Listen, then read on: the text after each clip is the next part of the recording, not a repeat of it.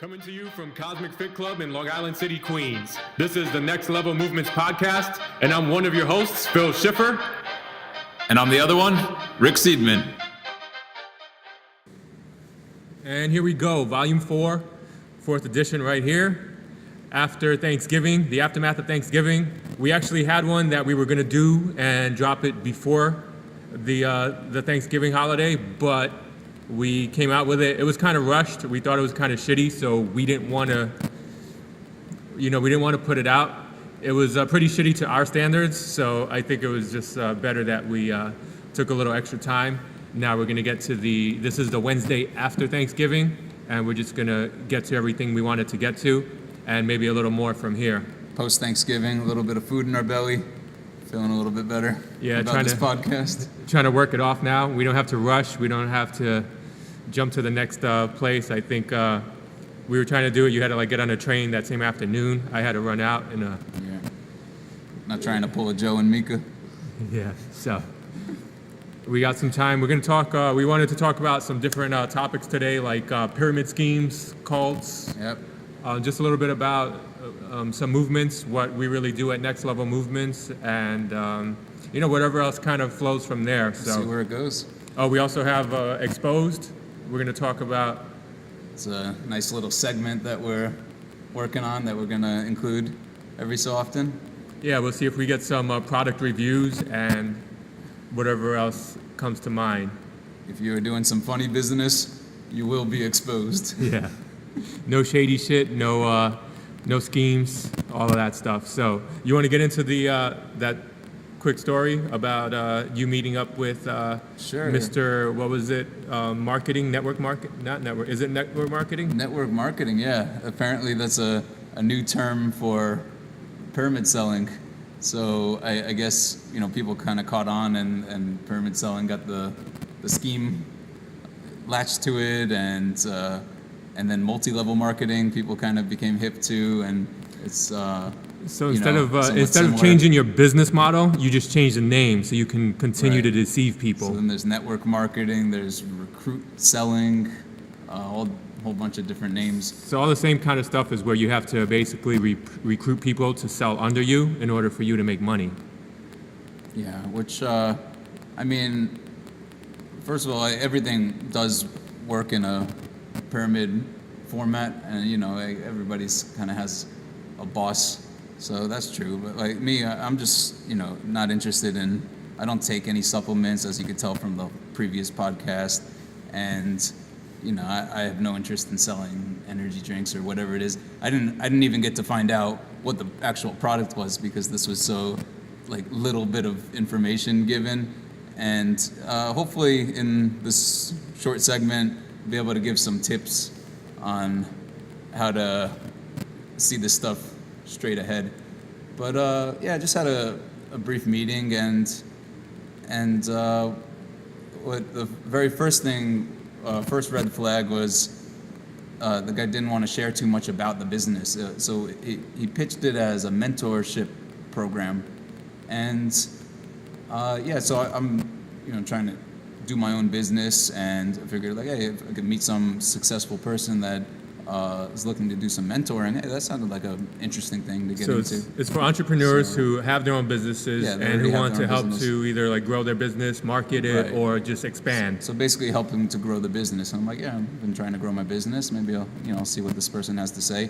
So then very quickly I realized that it was so he wouldn't give a website and said you don't really need to know too much about my business because we have to first see if you look like a good candidate for that. So usually that's kind of a red flag number 2. Strange thing. We have to see if you qualify to give us money. Yeah. And in 2017, if you don't have a website for whatever it is, then it's probably not a thing. And if you're not forthcoming with information about what you're doing, that's another red flag. Right. So. Oh, and one of the wild things about it is he did mention. He said, "I'm not going to get into too much of what I do," but he said, "Have you ever heard of network marketing though?"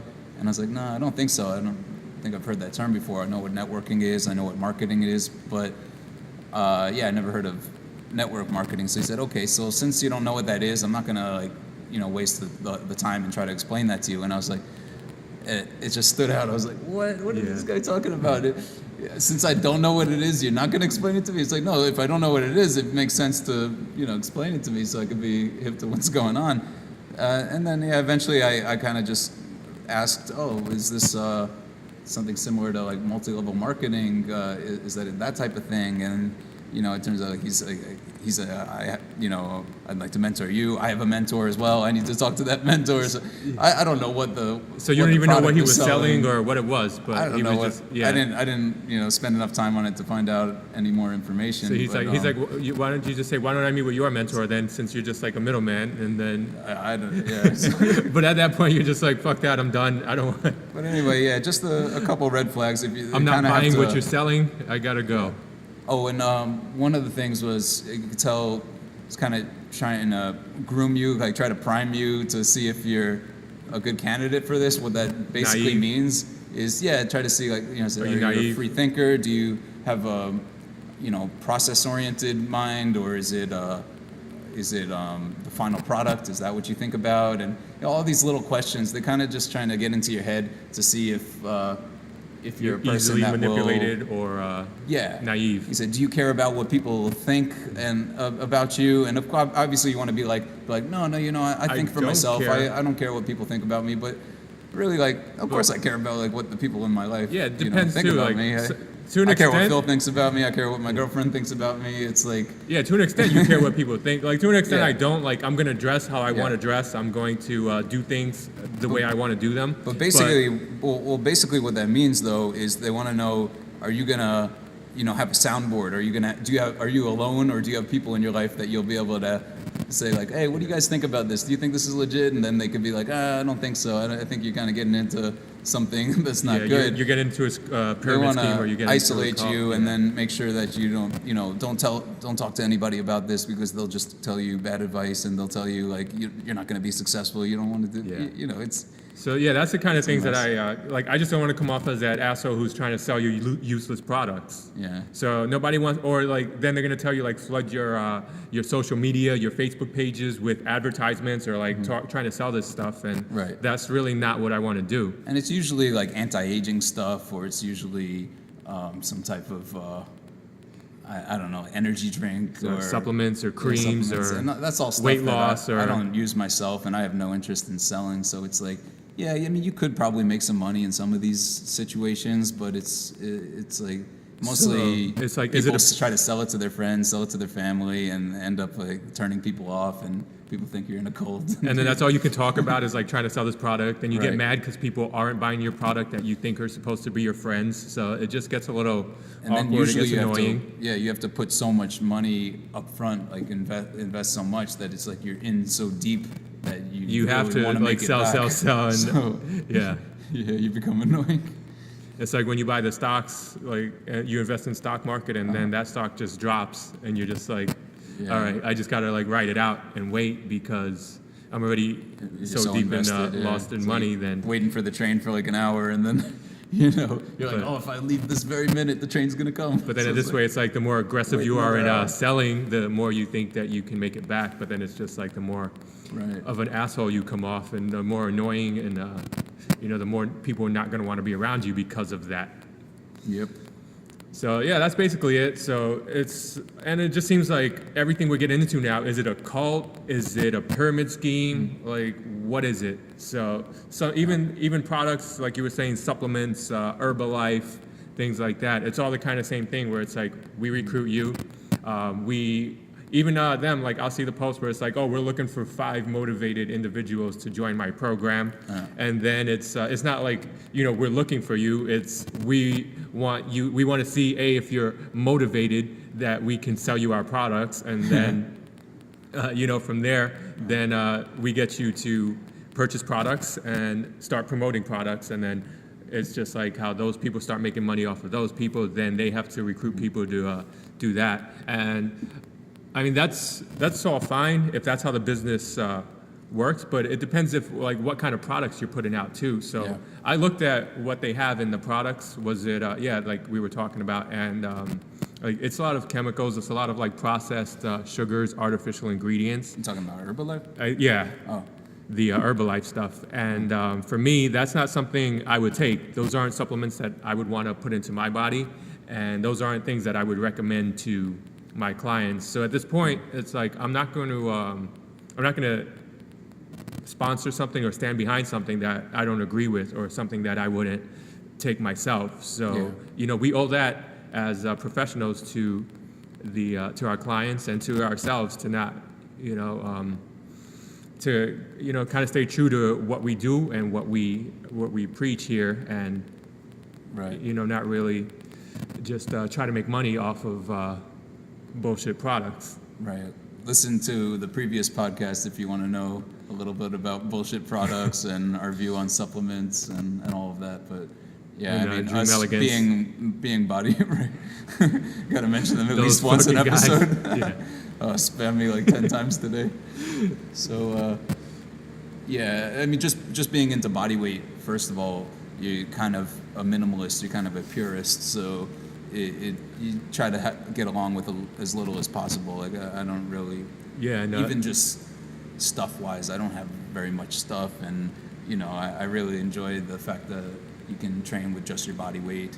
So adding on like unnecessary things other than food, it's just it doesn't appeal to me. Unnecessary mass, it's not really going to help you in that aspect. If I have some type of deficiency, then sure, like you got a vitamin D deficiency and you need to take something extra, it makes sense. You got to supplement it. But if you don't need it, then if you're not deficient in anything, then you're just wasting your money. So we got into supplements a lot in the last podcast, and we gave our views on it. So we're going to move on now to workout groups. And I see a lot of tension sometimes about movement or what people think that they're doing is the best, and they're going to shit on everybody else for what they're doing because it's not what they're doing.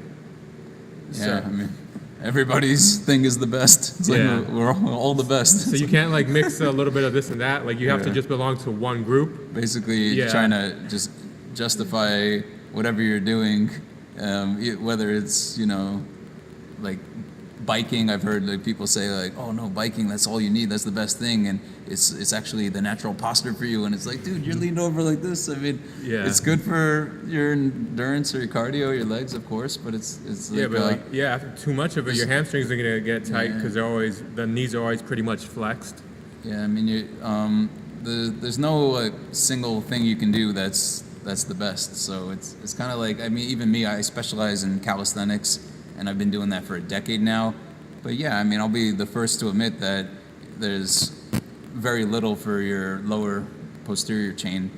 I mean, you'll get much more out of supplementing a little bit of weight training with the calisthenics, at least deadlifting and squatting.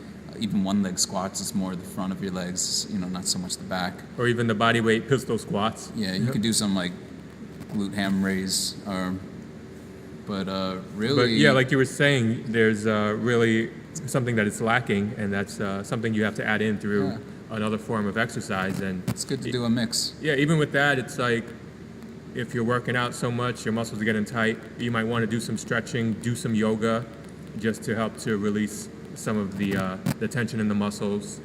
So I see it a lot. Like there's so many feuds, people fighting over this and that. Everybody's attacking CrossFit or attacking powerlifting or vice versa. Or or if you attack them, then they take it personal. And it's like... Well, you can attack CrossFit if you want, though. Yeah. So, and even with CrossFit, some of the stuff I like the moves are, the weightlifting, it just kind of mixes in everything. The thing is that... Yeah, it's cross-training. I mean, that's great. Yeah, cross-training has been a good part of, workout programs for a long time. It's just that if you're going to teach it with shitty form and you're not going to have progressions to get there, then, that's where it's going to become more of a shit show, all the injuries and... And obviously, just like any discipline, I mean, some gyms are better than others. You might come across some trainers, some gyms. Some gyms where the form is pretty terrible. shitty, regardless of if it's kipping or not. It's just learning stuff a little too soon.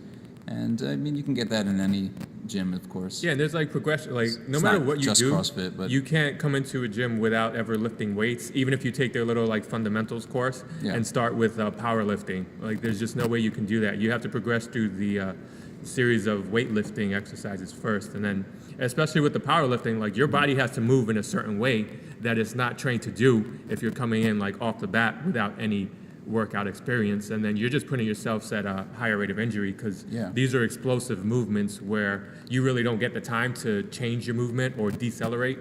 And if you start the movement with bad mechanics, and that's it, that's all it takes to start it wrong, and then it's just going to finish even worse. So I think that's one of the main issues is the progressions or the lack of progressions. right. I mean, you want to learn a strict pull-up before you're going to try any kipping pull-up, if you're going to try any at all. So Yeah, like your muscles have to also be able to decelerate you and bring you down non-violently without tugging on your joints. yeah. So I'm just thinking, like, why can't everybody just get along? Like, why does yours have to be the best? And the thing is, like, why do you come off as so hostile if somebody doesn't agree with your methods or anything else? It's like you don't have to start fighting or cursing each other out or just calling each other names or just like throwing insults back and forth because you think your methods are superior to everyone else's. So I think that's a way where that's when it kind of gets off as like a cult, and then it's like you turn your group against another group because It's also good entertainment. yeah. So that's why I do it for the entertainment aspect, and then you'll see like if you go on Facebook or Instagram, you see all these like video feuds where people are just like making videos talking about each other, and it's just like Yeah, somebody's feuding with Ido, or or some of the big names, that Great Kino Cook or stuff, right? Yeah, there's always keto, there's always big people going up against each other, but the keto versus the kino body or some shit, so. I mean, it just sends more attention people's way, so I guess it's like it serves some purpose in It's like childish and immature. entertainment. And then like especially as like brand ambassadors, or even if that's like your brand that you're standing behind and you're coming off as just like a pompous asshole because somebody's not agreeing with you, it's like how immature and how like petty do you look? Yeah. But again, how funny and like stupid do you look for our entertainment? So that's no matter. Yeah, so you could be saying like the smartest shit in the world that makes the most sense, but if you're coming off like this petty little pompous douchebag, then I'm just gonna basically laugh at it and. Kind of like how you guys are out there laughing at us right now. Yeah. So that's why we don't try to drop knowledge, because Yeah, we just talk about random shit that goes on. drop shit. But if you want to talk about knowledge, then we could take it to the next level. Movement. Movement. Okay, so we had to cut away for Phil to put on his glasses so that way he can look a little bit smarter and also give me a tougher editing job. Yeah, we were talking about knowledge and stuff, so I wanted to look the part. Even though it didn't make me any smarter, it just, people with glasses are, It's the look that counts. yeah, act as if. So moving on, we're here in New York, which is a pretty busy place. Both of us live in New York City, Yeah, lots of noise, lots of stimulus, traveling around, commuting, the subway, traffic, driving, lots taxis, of people, Uber, Lyft, whatever individuals. you take. And just going through that every day, it can be stressful. And just your commute, whatever it is, waiting on line at the there's like line everywhere you go. Everywhere you go, you gotta wait on line. So I think, fitness is even more important living in a bit of a stressful place like this. You have to take care of yourself because it can wear on you. There's all these little things. It's a good positive outlet sometimes, and you just need that. And it's like, those little things, they just start adding up. Like when you're driving and the person in front of you keeps on making sudden stops, but they don't pull over to the side. They just keep making those stops right in front of you, and you can't go around them because they're not fucking pulling over. They just keep on stopping and keep on stopping, and you don't I don't know if they're looking for parking, if they're gonna turn. They don't know what the fuck they're doing. Yeah. I don't know what the fuck they're doing, and then I'm getting angry. I'm getting excited behind them because I just want to get around them and get where I'm going, but they're not letting me do that. We were just talking about not being stressed. And now my heart rate is going up, my blood pressure's rising, and this shit is driving me crazy. Now I'm just getting stressed out, just thinking about it, just talking about it. Man, Phil drives in the city, so Or when you stop at the red light and the person in front of you doesn't go when the light turns green, and then I start beeping the horn because I want them to go when there's a green light, and I don't know what the fuck they're doing, but they're not going. But then we get to the next red light, and then it turns green, and they do the same thing. They're not going again. Then I gotta beep my fucking horn again. So I guess Then I'm the asshole, right? I'm the impatient asshole because you're not going when the light turns green because you're looking at your fucking phone or doing whatever the fuck you're doing, but you're not paying attention to the road, and I'm waiting 10 seconds for you to go, and you're still not going. maybe that fitness stuff doesn't actually de-stress you because this guy works out all the time. Maybe venting helps, okay? Maybe just getting that out there Maybe you need a new outlet. helps me to remain calm. Because I'm normally a calm person. But just thinking about this gets me angry. Well, we tried to make a better podcast than the one we made pre-Thanksgiving. Or like when you're trying to get on the subway, but the fucking subway car is so full, you can't even get on that subway. So you got to wait for the next train to come. But then you wait for the next train, and that train ain't even yours. So you got to wait for the next train to come.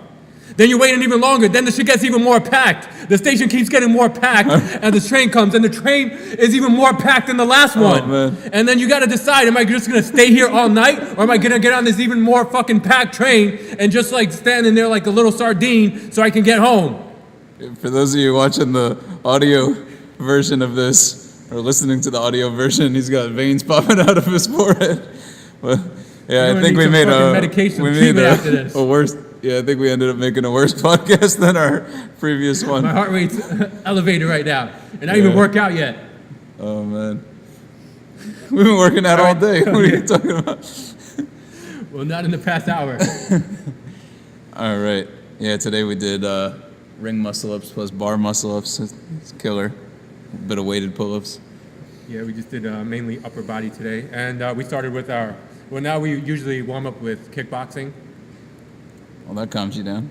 Yeah, so that's a good outlet. So you don't have to think about those little things that start getting you angry.